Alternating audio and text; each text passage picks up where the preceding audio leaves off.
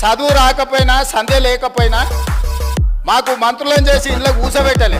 మేము కష్టపడి కింద నుంచి జిల్లా పరిషత్లో పనిచేసినాం, శాసన మండలిలో పనిచేసినాం, శాసనసభ్యుడిగా పనిచేసినాం, పార్లమెంటు సభ్యుడిగా పనిచేసినాం, ఈరోజు ముఖ్యమంత్రిగా పనిచేస్తున్నాం అధ్యక్ష. ఇదంతా స్వయం కృషితోని కష్టపడి తెలుసుకొని అవగాహన కల్పించుకొని సభలకు వచ్చినాం అధ్యక్ష. అయ్య పేరు తాత పేరు చెప్పుకొని ఇందులోకి రాలేదు. కాబట్టి దయచేసి వివాదాల వైపు చర్చ వద్దు, వివాదాల వైపు చర్చ వద్దు. మీరు ఈ చర్చలో పాల్గొనండి, ఈ చర్చలో పాల్గొని మీ అభిప్రాయం చెప్పండి.